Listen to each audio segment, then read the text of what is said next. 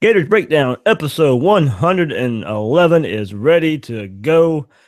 I'm your host, David Waters. You can find me on Twitter at GatorDave_SEC. Joining me tonight, as he does for the midweek podcast every week, is Will Miles from SEC Country. You can find Will on Twitter at WillMilesSEC. Will, what you got working on for SEC Country this week? Oh, man. So I've got a preview for the Missouri game coming up, and then I'm thinking about throwing in something about the coaching search. Coaching search? What coaching search? I don't know. I'm just glad there's no drama this week. True. It's I guess you could call it drama in a way, but it's a far cry from what we had last week. Well, I'm just going to be happy to see a game, and hopefully the Gators come out and play a little bit better than they did last week. And we would definitely get into that. Randy Shannon, interim coach. We'll get your thoughts on that. He's talked to the media a couple times. Some rumors from what we're hearing now about practice. Pretty common rumors. So we're not breaking any news or anything here. But we'll talk about the coaching search. Of course, that's a hot topic. What's going on under Randy Shannon at practice, and what we can expect to see different from this Gators offense against Missouri. Yeah, sounds good. All right. Before we dive in here, remember you can find all your Gators Breakdown episodes on SoundCloud, iTunes, and YouTube. Search on those sites or get the links by following Gators Breakdown on Twitter and on Facebook at Gators Breakdown. And hey, if you're on iTunes, please rate and review the show. Let Gator Nation know what they're getting with Gators Breakdown. As we hit all this coaching search, believe me, we'll be here for you guys like always with all this coaching search and news and the rest of the season. So, Will, in looking for a new head coach, we Gator fans want someone who can come in and fix this offense first and foremost. Fix this offense, and then you can do big things at the University of Florida. Eventually, that coach will have to get Florida competing for SEC and national championships. That is the ultimate goal. And you've done some research just to show how much some of the candidates compare to other coaches in the nation, and how there is a correlation with just how much they win games. Yeah, so I went back, and it actually started where I was trying to look and see whether it made sense to hire established coaches, or whether somebody like Scott Frost with a relatively limited record would make sense to bring in. And what you find is, if you look back just about every year, there's one slam dunk candidate who ends up being somebody that everybody says, oh, that guy should have been hired. Sometimes it's obvious, sometimes it's not.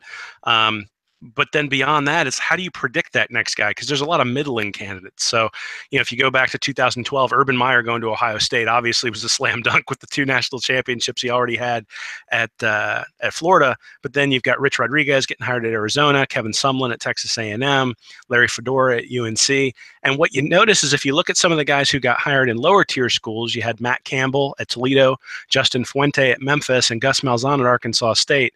So it's not really a coincidence, I don't think, that some of those guys on the lower tier list eventually have made their way up to high-level Division I jobs, and that's sort of who we're looking at this point. And the question is, how do you identify that guy when you're just sort of looking at records and statistics and things like that? I think Bill did a really nice job the other night breaking down some of the inside statistics, but really what I've found is, the guy who's a can't-miss candidate is usually the guy who's already had a record of winning. Basically, that if the guy's going to be elite, he wins right off the bat. And that's sort of the thing that Florida, I think, should be looking at when they're looking at their next candidate.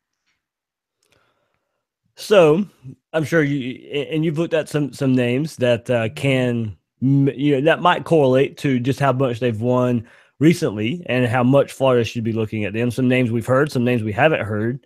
And through the research that you've seen, is there a candidate that first of all, I guess from the ones that we've heard, we know Norvell, Taggart, Frost seem to be the 3 main guys that the search is keyed in on early. From what we know, from what we've been told, that's kind of where we're going with this. Some odds from Vegas are changing. It seems like every hour, where Frost is now the leader after Mullen was the leader. Taggart's going up, going down, kind of as the day moves on this Wednesday midweek now. So, if you look at those 3 guys, how comfortable would Gator Nation be in the research you've done if one of those guys is named head coach at Florida? How much does winning play into how important it is that Florida get that right guy? Yeah, well, you look at Taggart, and I know the biggest knock on him has been that his record's 45 and 49. And, obviously he's built programs and he has seen success going I think 10-2 at USF, and now he's right around 500 out at Oregon. But the worry is that he and I think he can recruit and he'll do a great job recruiting. But the question is, most of the time those guys who are elite, they win no matter where they are. That first stop in the non-Power Five conferences, they win. Once they get into maybe a lower level job in the Power Five conferences, they win. And then once they're with the big boys, they win as well. So, the demarcation line is usually around 70% is what it looks like in terms of winning percentage. And so if you look at Taggart, he's at 48. You look at Mullen, he's at 60. So I've actually, when I've just sort of thought off the cuff about what Mullen's done, I've thought that's been pretty impressive just because he's at Mississippi State and, sort of a mid-tier SEC West school. But the reality is I'm not sure he'd win enough to have Florida fans be happy. Same thing with Fuente. He's at 61%. And, Bill said the other night, it took him a little while to build the Memphis program. And the Florida fans, quite honestly, aren't going to give him the time to do that here. And so if you don't think the cupboard's stocked, Fuente may struggle in that role. A couple guys I think they could look at. Bob Stoops obviously has been a name that's come up. He's at an 80% winning percentage over almost 250 games, so it's pretty significant. And then Mike Gundy's right at 69%, so he's somebody else they might want to take a look at. And then there's a couple of guys that I haven't really heard associated with the job. The first one is Chris Peterson out at Washington. Now, he makes an awful lot of money. So he makes, I think, $4.8 million, just signed an extension.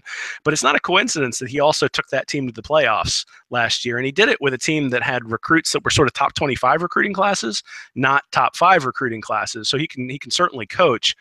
And then, just about everybody at Washington has a little bit of a struggle recruiting against USC and other teams like that as well.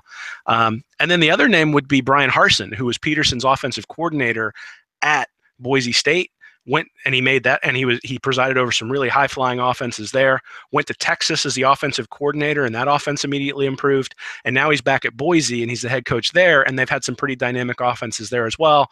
And so Hardison, I think, is somebody that people should really take a look at, because he's won 73% of his games, but one of those years was he stepped in for Malzahn at Arkansas State. And moved on after 1 year and was sort of rebuilding because Malzahn's hand-chosen quarterback graduated after he left. So I'm really impressed with Harsin in terms of what I see. I'm really impressed in terms of his recruiting. He has been, I know Bill likes to talk about recruiting in the conference. He's been number 1 in the conference since he took over at Boise State. That's translated to 9-3, 10-2 seasons. They haven't had that 12-0 that they had under Peterson yet, but I don't know whether that's necessarily his fault. I think some of the changes going from, it looked like Boise State was going to get into the Pac-12, and then they took Utah, and I think that sort of impacted some of those things as well. So I'm really high on Harsin. I think, he's an offensive guy. He's presided over high-flying offenses, and quite honestly, he's got quite a bit of head coaching experience, and his recruiting's really good. There you go. That's what you said. One of the last few things you said to me would be experience. And he's one of the young guys that's out there that does have a lot of coaching experience for as young as he is. So, he's a name that's not really brought up when talking about this job. Jeff Brahms, another name I've been hearing a little bit lately. I don't think he'd leave Purdue after 1 year, but, you would have to think he would listen. They're just kind of just throwing out some names right now that aren't talked about a lot. But, Peterson, definitely, as much as he gets paid, I feel like he's a Northwest, West Coast kind of guy. I'm not sure if he would ever leave that area. But Florida's going to spend some big money. He should definitely get a call. Make him tell no. If you're looking to spend some big money, you're looking to play with the big boys, which I'm sure Florida is. He's definitely a guy who should receive a call if you're looking to spend $5-6 million to be up there in that upper echelon of coaches. And kind of jokingly, Bourbon Gator on Twitter today, he threw out the best candidate, and that's Willie Frost. he really got me good when he tweeted that out today. I was like, this makes the best of the names we're hearing, and there you go. You got your perfect coach. I tell you what, this type of analysis, it seems very simplistic, but it is interesting that if you look at Frost, you can understand why people like him. He's 13-7 right now, which is 65%, but obviously last year UCF was coming off an 0-12 season. Then Frost takes him over. They struggle his first year, and now he's undefeated. this year. And if he finishes out this season undefeated, he's going to be up at 71%. And you figure if you gave him another year at UCF, he obviously would probably go 10-2, 11-1, and he'd be right up in that upper echelon. So Yeah, I I think understand. before you go in there, Will, I think he would have like 17 returning starters next year. I saw. Yeah, no, I understand why people like Frost. I think Frost is probably the number one candidate. I think deservedly so. I mean, really, because when you look at the guys I've suggested, they don't necessarily have Florida ties. And Frost, quite honestly, is going to be a little bit cheaper too than somebody like Peterson. But I think when you're looking at who you're going to bring in as your head coach, you can look at, hey, I want a dynamite recruiter so that his floor is Ron Zook. You can do that, and that's fine. Or you can say, who's the guy who's proven to win games no matter where he is? And those people right now are Frost, they're Harsin, and they're Peterson and Stoops. Those are the four guys that you look at and say, they're the ones who've already done it. They're the ones with the track record. And then you look at those guys, and most of them are, Peterson, Harsin, and Frost are all offensive guys. And then obviously Stoops has been running a high-flying offense at Oklahoma. So, I don't know exactly where the first call goes. I'm not surprised that Frost is the leading candidate. I'm just not sure why people aren't looking at Harsin. I think part of it might be that he went to Boise State. He played at Boise State, and now he's back there. But he only makes $1 million a year. So you don't have to. Probably no Southern ties, no SEC ties. Well, I mean, that may be true, but I mean, I'm not necessarily sure that McElwain had all those Oh no, had huge Florida ties. Now, maybe that's a problem, but I don't necessarily think so. I think if you're an excellent recruiter, you're an excellent recruiter. I think you've seen that with Taggart going from Florida all the way out to Oregon.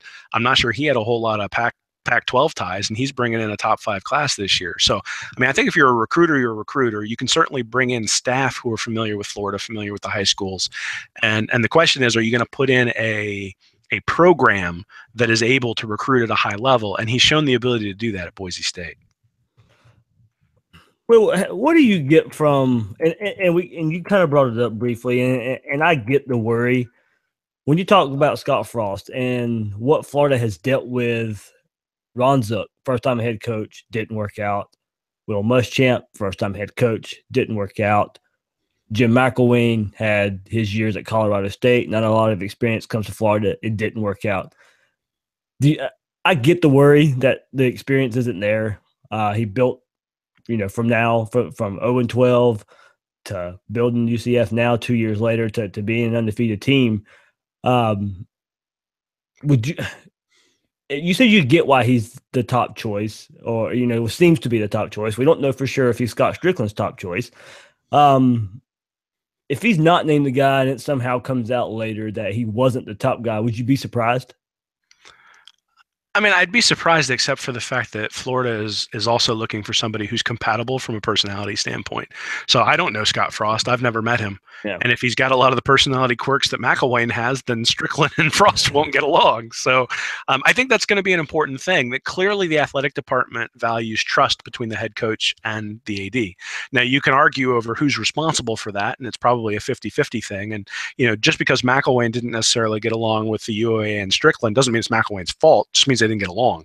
But I think that in this replacement, in the process of finding a replacement, Strickland's going to find somebody he feels like he can work with well. And so, again, if he and Frost just, if there's friction right away, if there's something like that, I would imagine that he'd go look elsewhere. But, Strickland said he's going to find the best guy for the job.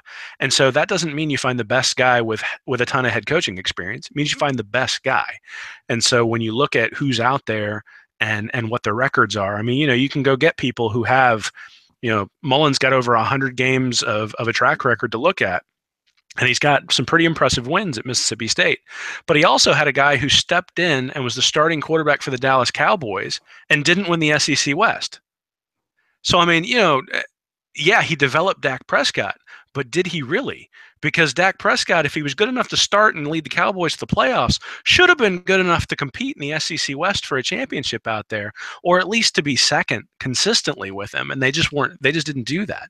So I do wonder, people will give him credit for developing Dak Prescott, but I think they also have to question, well, why wasn't the team better if they had an elite quarterback? Because that's what we at Florida have been just waiting on for 10 years now. And, I mean, we would have killed for Dak Prescott 5 years ago, right? And so I think there's a double-edged sword there. Yeah, I think that plays into talking about Mullen. I still think that speaks to the difficulty of Mississippi State. You can have that guy, but it still holds you back. I mean, if Prescott was at Alabama, they'd be unstoppable. I just or if you put him, I think if you put him on, you put him on LSU's team, definitely probably makes him a national title contender. I think Mississippi State's such a graveyard. You can have that guy, you still can't surround him with enough. The defense, he can't play defense, and the defense is going to not be an SEC type of defense that can carry the team to a national championship. Now, I agree. He probably could have had them second, and they were at one time when the initial college football rankings, playoff rankings come out, they were the number one team in the nation, but didn't hold on to it. But I don't know if I penalize Mullen too much for that, just because I believe that Mississippi State is pretty tough to win at. Yeah, but I mean, in 15-16, they were 43rd against FBS teams in points per game. Yeah. And they were 16th the year before that, so they were pretty good. But I mean, you've got this elite quarterback, and you're not just blowing everybody away. And then you go to other places where they have guys who aren't NFL caliber quarterbacks, and they're scoring a whole lot more points. I mean, Texas Tech, I think, has some disadvantages that Mississippi State doesn't, and Texas Tech is almost always top 5 in offense. Now, Kingsbury can't coach a defense or can't bring in the players to have that defense, and they sort of middle around like Texas or like Mississippi State as well. But no one's suggesting Kingsbury should be the Florida Gators head coach. So, well, maybe I was when I first started, just because I thought, hey, he could score some points. But the more you look at it, the more you say, hey, he's at a program that's sort of in a middling recruiting area. Okay, that's a good excuse for having some defensive struggles. But at the same time, an elite coach wins. I mean, that's really what it boils down to. Mm-hmm. It doesn't mean he's not good. It doesn't mean they won't leave the program better than they came in. But I don't think that's what Florida's looking for, and I don't think that's what Florida fans are looking for. I think what Florida's looking for is the guy who's going to bring them back to the heights of Spurrier and Meyer, and that's an unfair thing to put on somebody who's going to take them to the heights of Zook. And I think that's kind of what you're seeing with some of these guys, is based on their winning percentages, where they've been, some of their conference recruiting, stuff like that. I think you're going to find a guy who makes them competitive, more competitive than they've been, but I don't necessarily know that he's going to turn them into Alabama East. And that's what Florida fans are looking for, is Alabama East. And I think it's worth taking a shot on somebody who has less experience if you think the ceiling is Alabama East, and maybe dealing with the floor if it's a little bit lower. That the safe choice here doesn't necessarily make sense, and I think that's kind of what McElwain was. He was the safe choice. He was the Saban disciple. He was the guy who had improved an offense at Colorado State, but they went from 2-10 to 6-5 to 10-3. They weren't like blowing people out. They weren't going 13-0. And you look at Urban Meyer's track record before he came to Florida, they were going 13-0. And that maybe actually is the other call that Florida should make, is you could make a call to Tom Herman. I don't know whether he'd leave Texas. I don't know whether Florida's a better job than Texas at this point, but he's the other guy who fits that profile. But obviously he's going to require quite a bit of money as well. Yeah, it would be all about money at that point. And yeah, I don't see that happening at all. Well, but the thing is you've got a top 5 revenue producing university from an athletic department. So they really ought to have a top 5 paid football coach. Yeah. If he deserves it. Now, if you want to cheap out, that's fine, but then you got to parse through the details of who's the best candidate for the job within your budget. But there really shouldn't be a budget, because you're the University of Florida. You make more money, I think, than Alabama. But Alabama keeps ponying up for their coach because he keeps bringing in more cash. So, you have to invest in order to see results. And if Florida decides that the right guy is going to cost him $5 million, I think you need to do that. I just don't think Mullen's the right guy. One quick question before we move on from kind of the coaching search. Well, do you think? And I don't want to dive too far into this, but I want to see how much you think it plays into it, and see if it can happen right away. Do you think the roster is ready to win? And now I'm not going to say, a national championship, but a brand new coach, a first-year head coach, can they come in 2018, win the SEC East, or at least be competitive until November, late November, be competitive to win the SEC East? And is the roster set up enough for a first-year coach to do that? I think a lot of it depends on the coach, but I also think that a Do you lot of think it's that going coach to. exists? I guess from the guys we're talking about. I do. I think the elite guys that I'm talking about are going to have, look at Kirby Smart. I mean, granted, he's a coordinator, so he didn't have a track record like this. But, after the end of this year, he's going to be in that upper echelon, right, in terms of winning percentage. And you wouldn't have known that going in, but you knew it from his pedigree, sticking with Saban, being patient, not jumping for the first job, Saban not kicking him out. As you hear rumors about Saban letting people go to bring in Lane Kiffin to change the offense, things like that. So I think he exists. I think the Georgia elephant in the room is going to be something that has to be dealt with. Yeah. Competitive till November, sure. I mean, you look at the guys on offense. There are plenty of guys open. They need a trigger guy, and they need guys who are going to. They need an offensive coordinator who's going to get the ball to the playmakers in space, and they need to let them go make plays. I mean, there's no reason why Kadarius Toney can't get the ball on bubble screens 4 or 5 times a game. There's no reason Malik Davis can't get screen passes out of the backfield. There's no reason why they can't help their offensive line if it's struggling by putting in misdirection plays. So I think there's plenty of talent to put up maybe 30, 35 points a game. And if you're doing that with a defense that right now is giving up 26, you're going to go 9-4. Yeah. And if your defense gets better, which I think a lot of us expect it to next year with all the experience, now they're giving up 20 points. Well, now you're going to go 10-2, 10-3, 11-2, something like that. And so I actually think that's where the key is going to come in. Is the guy's first recruiting class is going to have to restock some of the key positions on defense. I mean, you're going to have to make sure they maintain commitments from the linebackers who are already in the class, but maybe even bring in some guys who weren't necessarily on the board because they want to be a part of something. And that maybe is where Frost really plays a role. Is he already knows guys in Florida, and he could potentially get some people to follow him that he's comfortable with, that he knows that fit his system if he were to come to Florida. Yeah, and I think so too. I think there's enough on this roster.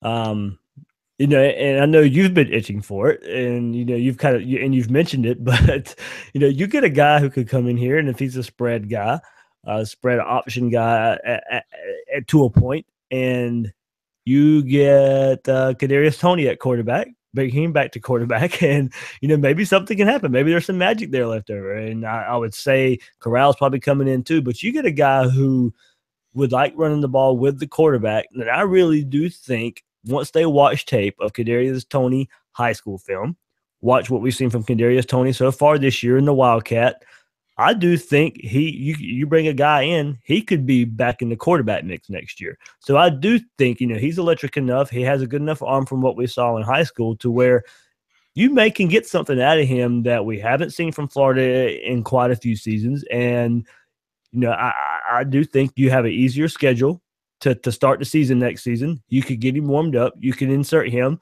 You could get him some experience. And then I think, I'm not going to say the offense would take off, but I would say with him back there, it would have the potential to do something different and do something we haven't seen and do something where that it would kind of be a surprise after what, Kadarius Toney not being a quarterback, being a receiver this year. But I think there's enough out there who say it is Frost that he may come in, look at Kadarius Toney and say, that's my quarterback. Yeah, I mean, I've talked a lot about his completion percentage in high school. Like, people see him throw a screen pass into the ground, and they forget about the 40-yard bomb he threw against Kentucky. Yeah. It's like he's 1 for 2 for 50 yards. We're going to take that from the quarterbacks, considering what we've had thus far. 1 for 2 for 50 yards is the best QB on the team. No, I think there are a couple things there. One is I don't think Franks has given a fair opportunity to show what he can do, because I think this offense is pretty putrid. I mean, we're going to go into that too. And so I would not be surprised if he came out and played adequately. I don't think he's a star. I don't think he's probably playing in the NFL, or if he is, he's a project, kind of like Ryan Mallett maybe when he was at Arkansas, where he had all the tools. He's a real tall guy. Not to imply that Franks has the work ethic of Ryan Mallett, but that, he was always a work in progress. And when the Patriots drafted him, they knew, okay, he's not our starter day one, and we don't need him to be our starter day one because we have Tom Brady. I think maybe that's what Frank's role is. And, we talked to Jacquez Green earlier in the year, and he sort of talked about guys needing until their junior and senior year to really come in and be quarterback. Now, Frank's problem is by the time he's a junior and a senior, Corral's going to be a sophomore and a junior, and a different coaching staff now. and a different coaching staff and all those things. But again, I wouldn't be surprised to see him come out and play adequately in an offense that's not stubborn and puts all its playmakers on the field. I really think that you bring in an offensive coach, the offense is going to take care of itself. The concern is going to be the defensive side of the ball, where they're really thin. Really, really thin. And so there's going to need to be some recruiting on that side to bring in guys. The defensive line has been great this year, but Sherritt's probably gone, and Taven Bryan's going to be gone. And now you're left with sort of the guys that McElwain brought in, but the guys behind them are not necessarily – you don't have the numbers that you have this year because of the guys who are leaving. And linebackers right now are really young, but there's not really anybody behind them, especially if the guys who have been suspended don't come back. So I think there are some depth issues on defense that are going to have to be addressed, and there may be some growing pains that first year. But I think a new coach has the ability to compete with Georgia, and that's really sort of the thing that I think got most Florida fans so riled up, is that McElwain's teams just couldn't compete with top 15, top 20 teams. I mean, they could beat Tennessee. Yep. Relatively consistently, but every time they played Alabama or now Georgia or Florida State or Michigan, they just got blown out of the water.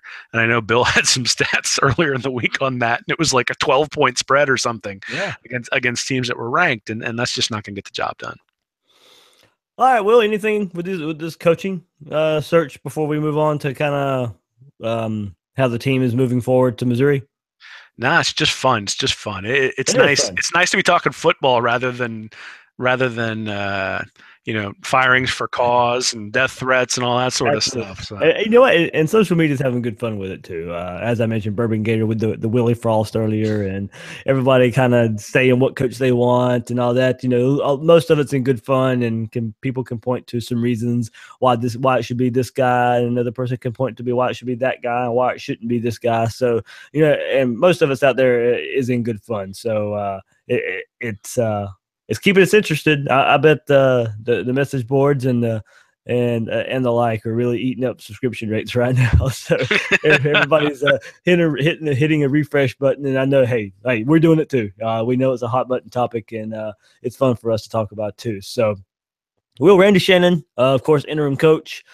Things are going to change a little bit. I don't expect any drastic changes, but I think I like the way he's presenting himself in front of the media. He's opening up practice a little bit more. We get to see some practice, and that leads to some more notes that we have. And it will probably be on Thursday where Florida will name a starting quarterback, and most expect that to be Malik Zaire now. And, we've talked about, should Malik Zaire be playing these last few weeks with Felipe Franks struggling? I was under the thought that he should not be because of things I was hearing. And you know what? Now it's finally starting to filter out, and I don't have to keep it so much secret now. But it is Jim McElwain, plain and simple, did not want Malik Zaire to be playing. He wanted to ride with Felipe Franks, see what they had in him, let him build his game tape, let him build what they can break down about his game as the year moves forward. And, we'll go from there. I don't think he wanted – I don't think there was enough there from Malik Zaire earlier in the season where Jim McElwain was willing to take the chance on him coming back in there and being the quarterback. We saw at the fourth quarter of the Georgia game when he came in, did some nice things, but it looked like Felipe Franks was going to be the guy Jim McElwain wanted to ride with. He's no longer there, and it had come out. Pat Dooley said it here in Jacksonville. I'll reiterate that on Sunday, that he had heard that Doug Nussmeier has been wanting to play Malik Zaire. And in just last week in practice, there has been some zone read elements that people have reported that they've seen out there. And, I heard as well that Doug Nussmeier had wanted to play Malik Zaire, but Jim McElwain handcuffed it. He wanted to play Felipe Franks. So now I think by the time Thursday rolls around, we'll get that Malik Zaire is going to start. We will see a little bit of a different offense. We'll see some quarterback running. Now, we know Doug Nussmeier's reputation. You've written about it, and we've talked about it ad nauseum here on this podcast. He hasn't really catered to the running quarterback too well. But I think we may see it just a bit more than we thought we would when Florida lines up at noon against Missouri. Yeah, I mean, I would expect to see so. I mean, first off, I mean, it makes sense that Nussmeier would want to put in Zaire because Nussmeier's coaching for his job this year. Even without even if McElwain hadn't gone through all the stuff for the last week or two, and if McElwain was still there, I mean, Nussmeier's the guy who was going to get fired for the offense not performing, not McElwain, unless obviously all this weird stuff went on in the background, and McElwain's gone now. So I mean, it makes sense that McElwain, looking out for the long-term health of the program, at least you would hope so, starts the guy who is going to be his long-term solution. You can argue about whether Franks is that guy, but that it's understandable that he would do that. And really, it's what I've advocated pretty much all year, is that you got to know what you have with Franks, regardless of what happens this year. But with all the other stuff that's going on, at this point, you're going to have a new staff next year. And so there's, you don't have to cater to a redshirt freshman. You can put in the senior, and who cares? The other thing is, Nussmeier's obviously auditioning for a new job, and so is Randy Shannon. And so those two coming together, if they can turn this around and Florida can win out the rest of the year, well, all of a sudden now Randy Shannon and Nussmeier probably are set up for jobs coming out of Florida, maybe even better than the ones they have right now, or that they had at Florida before the season started. So I think it makes sense that those guys would go for the immediate solution. And Zaire running read option is the immediate solution, both because the offensive line has had so much trouble blocking some of the pro sets that McElwain's wanted to run, and then also just because that's the skill set of the guy you've got back there, and Franks has regressed so much that you just really can't put him in there anymore. Yeah, and too bad Malik Davis won't be in there to help, because I do think a combination, if you're going to run the zone read option, is for Malik Davis to be back there. Of course, we think he's the best running back there anyway, but to have him in that type of setting, that type of scenario, I think he would excel even more. But Michael Pirine has really shown, and I really like the way he ran against Georgia, showing what he did in that game. But Darius Lemons is going to get some more carries now. You got Mark Thompson as well. So I think we'll see. But I think you really got to remember, you can get Tony involved even more now, Dre Massey involved. You can use some motion. I mean, how many times do we see motion against Georgia in the sets that we were seeing as McElwain as head coach, that the motion guy never got the carry? I think it would have been there a few times. So I think we could see that play work, but you can now see it in more of a zone read type of fashion. I really like that. There are many options. And we kind of clamored for this, 2 or 3 weeks ago, when we were talking about this is what there were some elements in this Florida offense that you could see where they were implementing this, and it worked to their advantage. We didn't see it enough. Now I think, as you said, with Zaire there's really no choice but to. And Doug Nussmeier, as he said, coaching for his job, maybe coaching for his next job. Can he put some of this stuff on tape to help himself out? So I do think, whether it works or not, we'll see. We think this is a better part of the offense. Missouri won't have a lot of it on tape. Florida will be catching them off guard. But I really do think that this could be a nice change of pace, a nice change of setting for this Florida offense, and get some guys excited. And I would say, hopefully, you have your kind of nucleus of plays here where you can speed it up, where you can get to the line of scrimmage. You pop a 10, 15, 20-yard run, get back there to the line of scrimmage, and do it again. If you have to, run the same play again until they stop it.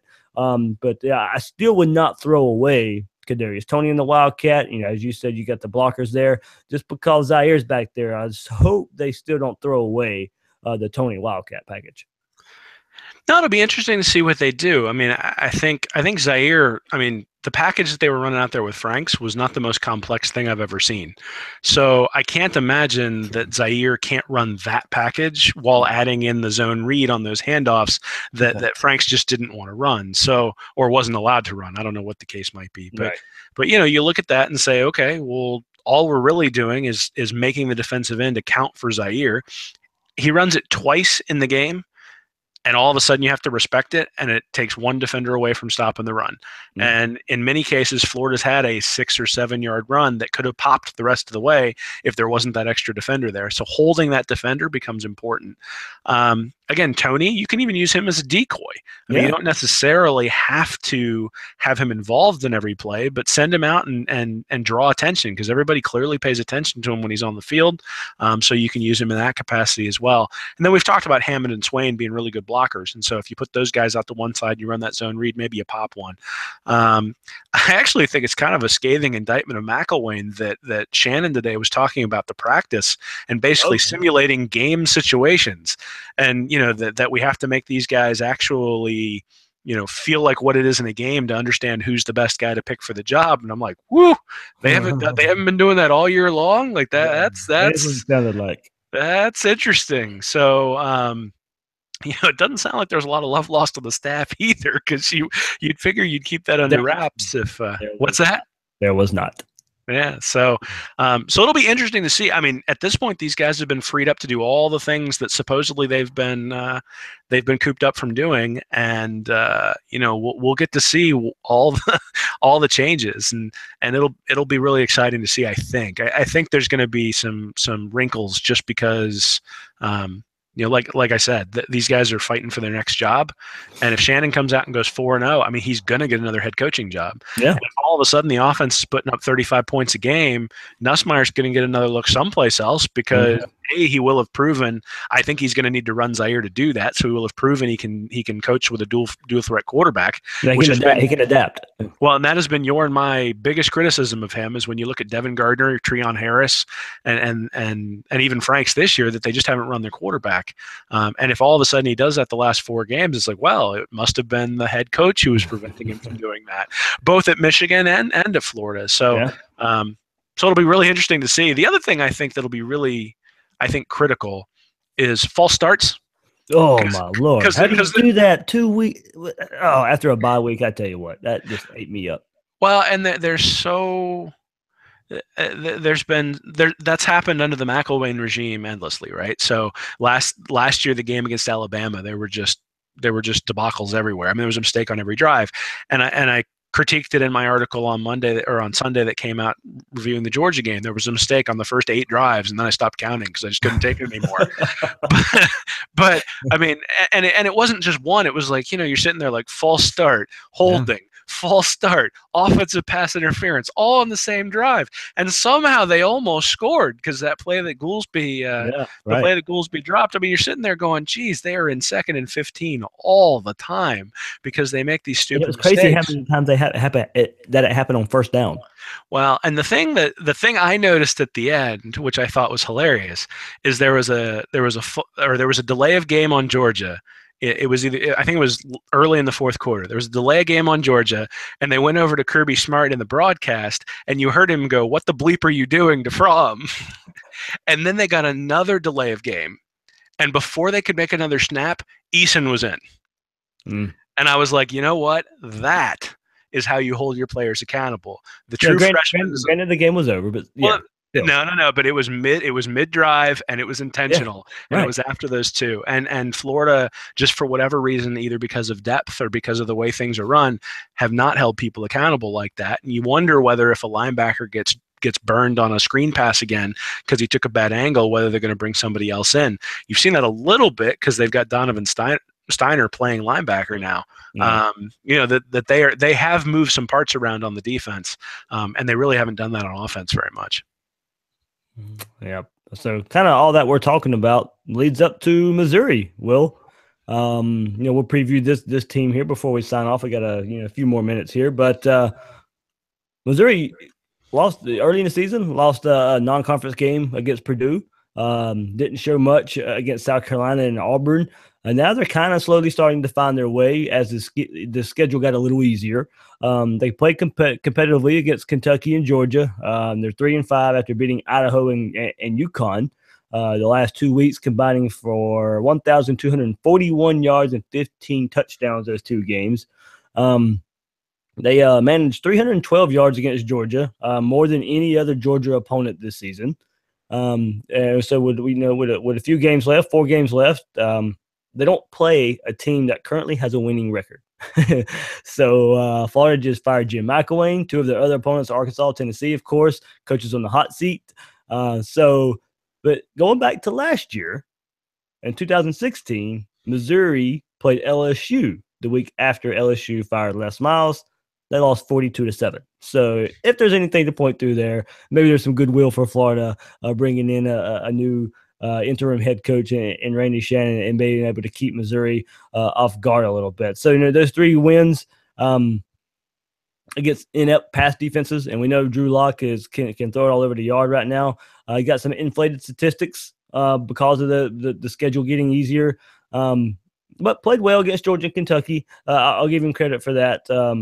But his 4 most recent games, 18 touchdowns, just 2 interceptions, and 15.9 yards per attempt. He has more touchdown passes, 28 through 8 games, than any SEC quarterback in the last 15 seasons. Yeah, Locke's played really well. He's been really inconsistent. Yeah.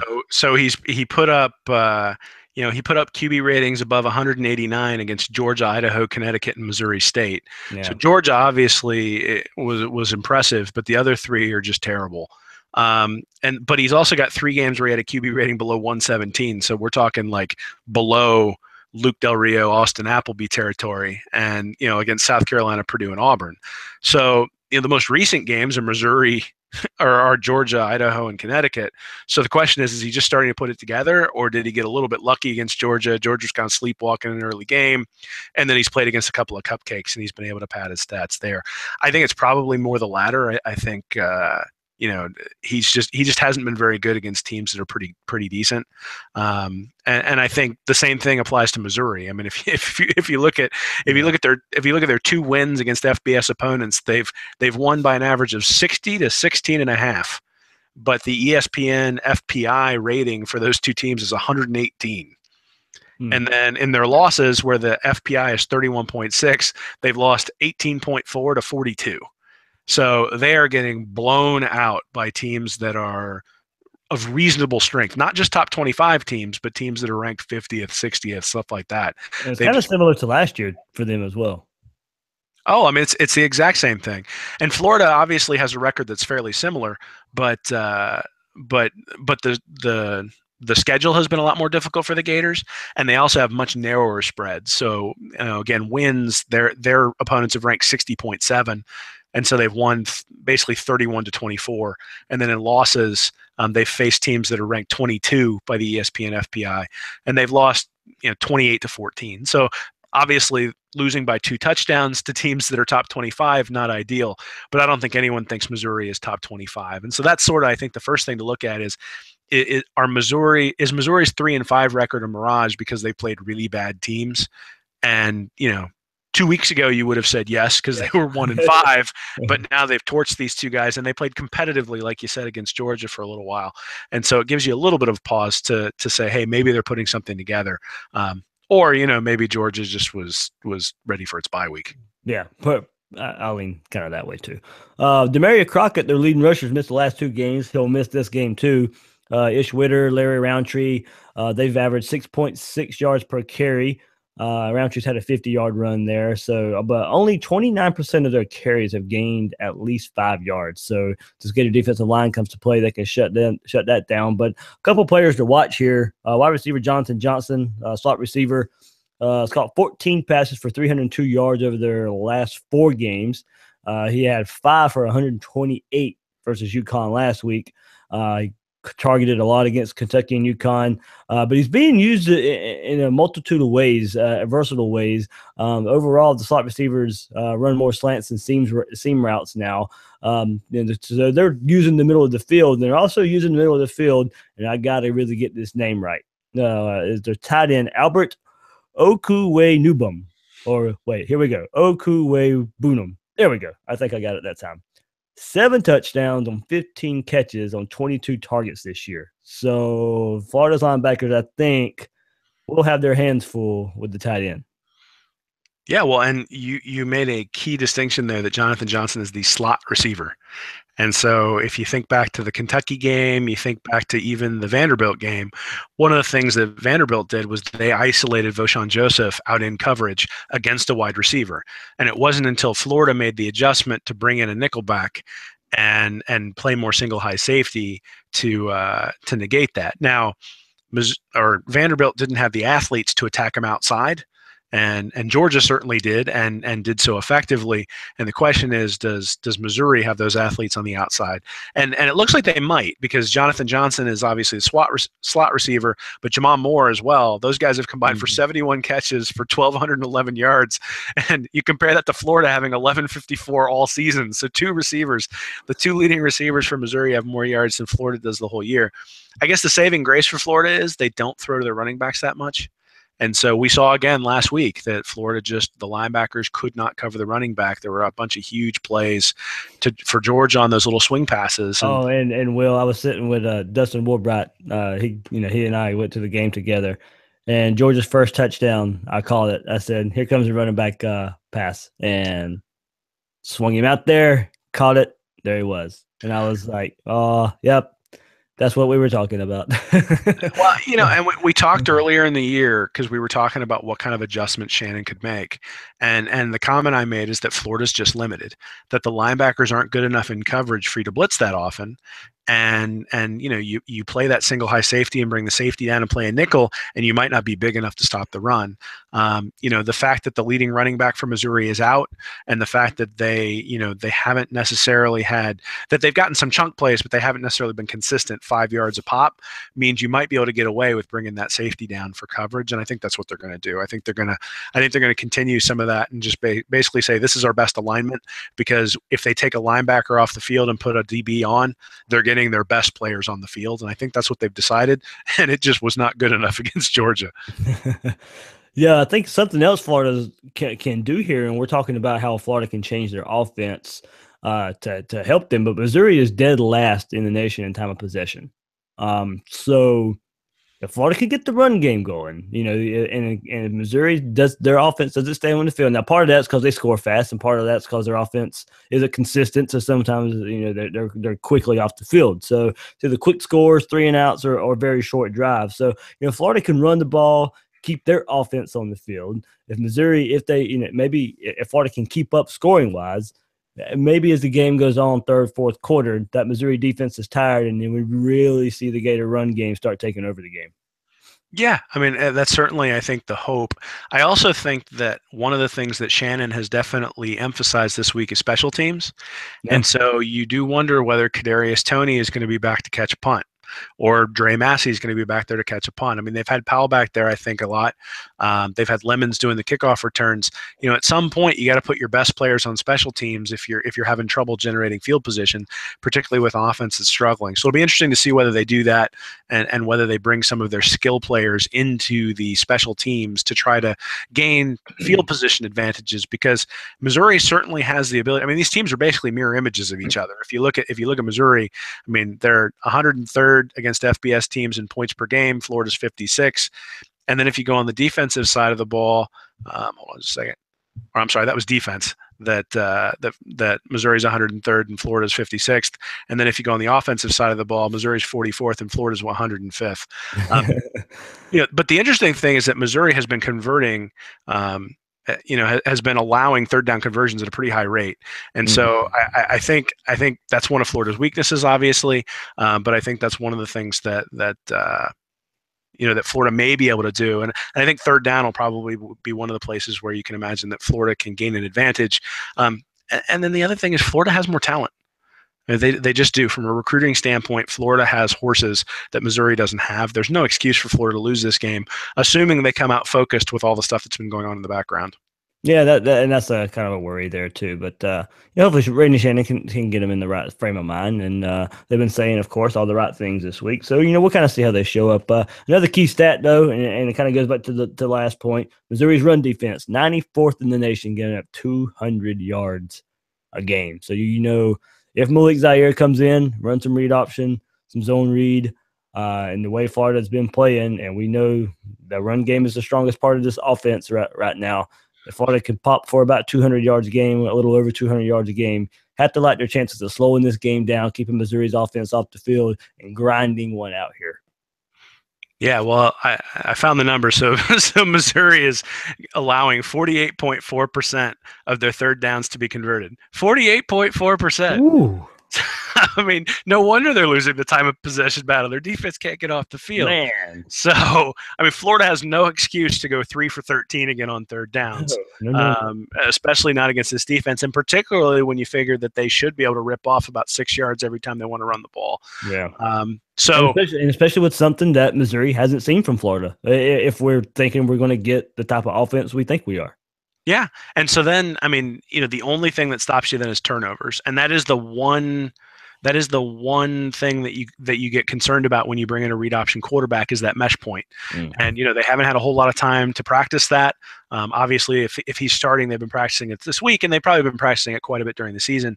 But at the same time, you no longer have Malik Davis as your starter. So now you've got Pirine, Thompson, and Lemons back there. Lemons hasn't gotten a whole lot of carries. And quite honestly, Thompson hasn't gotten a whole lot of carries over the last few weeks. And so you do wonder how much time have they had practicing that read option with Zaire. If you put up 1 or 2 on the ground while you're doing that, that could change the tide of the game. Absolutely. So, Will, anything else before we give our little prediction here? No, man. I'm just looking forward to the game. I'm not even sure if I want to do a prediction. I'll do it. It's fine. Oh, come on, man. I have just no idea what team is going to show up. I just none. With an interim head coach, I just I don't know. I have no idea what kind of team's going to show up. No, you're not wrong. I mean, I look at it and just say, the thing to look for are those little mental mistakes. That if they've been distracted, they're still going to have a bunch of false starts, or those types of things. It'll also be interesting to see what Shannon does when that happens. I'd kind of like to see the next time somebody gets a false start, he gets pulled off the team, or pulled off the field. Kind of like when a defensive tackle gets the when he jumps off sides, he immediately gets subbed in. I think they need to do the same thing on the offensive line. I mean, it really comes down to who do you trust more. I mean, Florida isn't a great team, but they're a decent team, and Missouri hasn't beaten any decent teams so far this year. They've beaten an FCS team and 2 teams that are like bottom of the barrel in FBS. And so, in that capacity, I think Florida – I mean, I don't think Florida can really sleepwalk over anybody, but I think if they were going to be able to do that, this would be the one. The other thing is Missouri is a 3.5-point favorite. And you got to believe Shannon has that up on the wall, right? like you guys are a 3.5-point underdog to Missouri. Come on, let's go out there with a little bit of fire. So I had the Gators winning 31-24. So 31 points. 31 points. I am putting it out there, and I think they're going to be able to score a few points against Missouri. I think Missouri's defense is terrible, and I really think that there are going to be some adjustments, because there are adjustments all of us have seen that are obvious all year long. Right. I mean, that doesn't necessarily mean that the staff is fantastic. It just means that we've all been sitting there going, you can sneak out the backside if you pull the ball from your running back. Like, it's open. Do it. And the other thing is Zaire, as much as he might struggle with field vision, is not going to lock onto his first read the same way Franks would. And so since I think Zaire's going to start, I think the Florida will be able to score some. All right. You taught me into it a little bit. So, but no, I got Florida 24-20. I think it'd be kind of a low scoring game as we go on. And Florida in the run game, I think we'll get going with the way Missouri's defense just has trouble getting off the field on third down. Their rush defense is terrible. That's the key of their game right now. So I do think Florida can control the game from the ground. Set up a field goal or two. I guess they got 24-20, so at least one field goal for Pinedo. But I just really think this zone read, this read option that Zaire is going to bring, and Missouri not having film on it. And don't get me wrong, it's not going to be exotic, and they've seen it before from other offenses. But seeing what Florida will do will be a little different of change. Not a lot of film on Florida doing it. So, and I do think they'll get Tony, they'll get Massey involved some way somehow. Hopefully that's not a wish and a hope, but hopefully it actually happens. I mean, maybe we see it. I know we say Nuss is stubborn and all that, but maybe with Matt gone, he's got a little bit more freedom, and we see, like we said, him coaching for his next job and get something going on this offense. So 24-20 Florida. I just think Missouri's defense won't be able to keep up at the end as this Florida run game just grinds it out. Yeah, I think this one's going to look a lot like the Vanderbilt game, where early on they'll probably find some holes. There will be some adjustments made on defense, and once those adjustments are made, Florida will be able to clamp it down a little bit. And regardless of what you think about the defense and the talent on the defense and some of their shortcomings, Missouri has not excelled against teams that have that kind of ability, other than Georgia. And I just think that was probably more of an anomaly than it was than it was representative of who Missouri is. Absolutely. Will, anything else, man? No, just keep it coming. Tell me what you guys think of Harsin Yeah. on Twitter, because I'm sure There I'll we go. agree That'd be with fun. it. But no, I mean like I said, it's just nice to have a football game to talk about and not have all the rumors coming in before the game and Oh, I know. the athletic director having to make a statement and sitting there just refreshing Twitter the whole time. And I'll actually get to watch this one this weekend, so that'll be Oh, there we great. go. Absolutely. Noon game at Missouri. Probably be a little cold for these Gators. So the run game might actually help them out just a little bit. So remember, you can find Will Miles on Twitter at Will Miles SEC. Catch his articles on SEC Country. New one will be coming out with the Florida Missouri preview. I'm your host here on Gators Breakdown, David Waters. You can find me on Twitter at GatorDave_SEC. So we'll wait and see what happens as the Gators travel to Missouri and take on the Tigers. Thanks for listening to this episode of Gators Breakdown.